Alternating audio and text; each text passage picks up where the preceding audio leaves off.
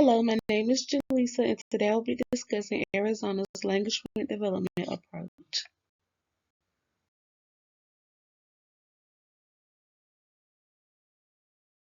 The state of Arizona defines an English learner, also known as an EL, as a child whose native language is not English, who is not currently able to perform in the classroom with English being the primary language. According to Sugarman and Jerry, there is a diversity of language being spoken in the homes of EL students. During the school years of 2015 and 2016, 75.6% of students' home language was Spanish, 2% Arabic, 0.8% Vietnamese, 0.7% Navajo, and 0.6% Somali. Structured English Immersion is a program in Arizona that helps EL students become proficient in English.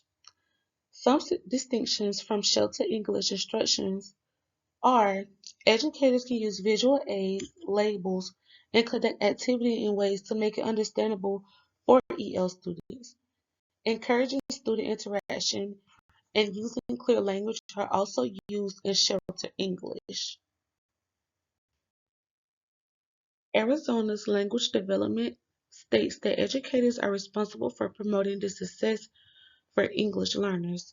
There are four principles of Arizona's language development. The first one is asset-based behaviors and expectations. This principle states that EL students bring access to the school environment and their linguistic resources and cultural knowledge can be beneficial. Programs and educators for EL students must align with the philosophy of it being beneficial. They must prove they must prove how this can help show EL students as valuable students. Second, integrated instruction and disciplinary language and content. Educators must create instruction that combines language and literacy with content. Standards tailored towards English learners and content standards must align to provide a differential instruction that aligns with students' proficiency level in English. 3. Targeted and explicit language instruction. Educators intentionally focus on targeted language skills. They also provide direct instruction to assist EL students with applying skills and is based on the English proficiency standards. 4. Assessment, monitoring, and feedback. Formative and summative assessments are used to keep a check on English learning students' progress. Observation and feedback are also used to keep a record of their progress.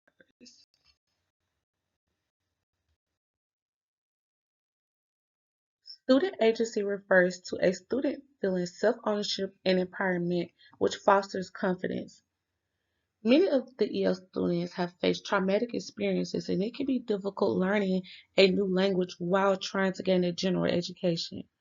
This is important to EL students because it provides them with the motivation to strive for success. Arizona requires schools with English learners to adhere to SEI models that have been approved based on the previously mentioned principles.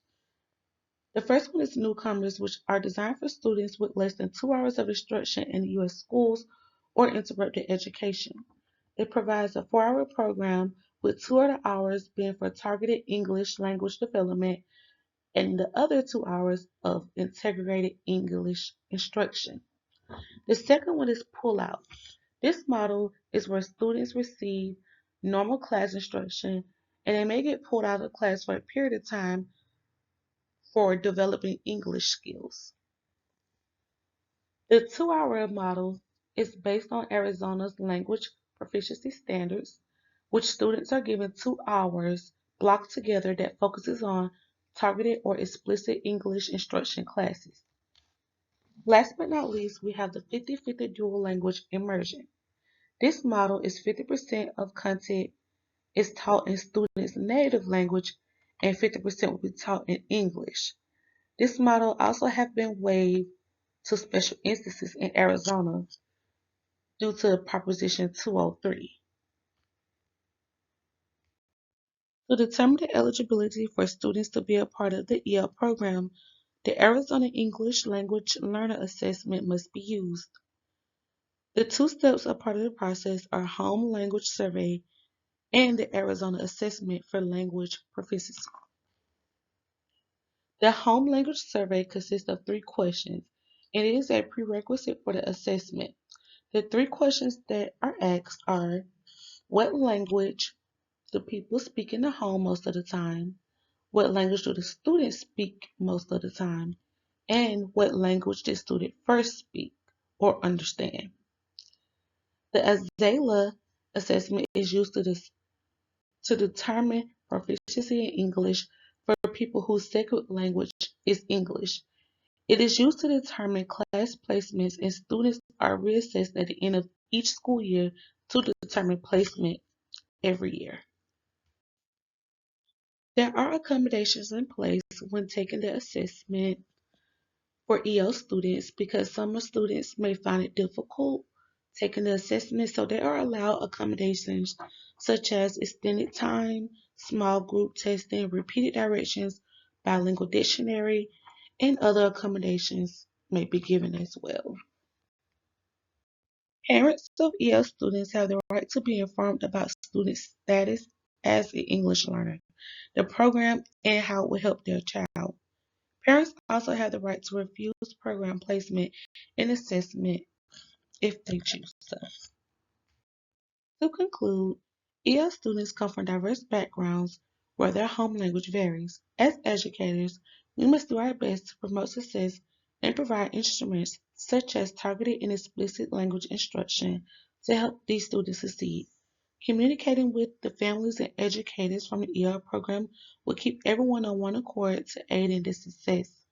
Students being provided with the Home Language Survey and the Azela assessment will help to ensure they are on the level they should be on and to help keep track of their progress every year.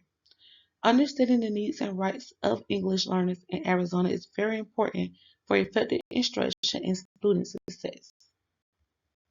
Thank you.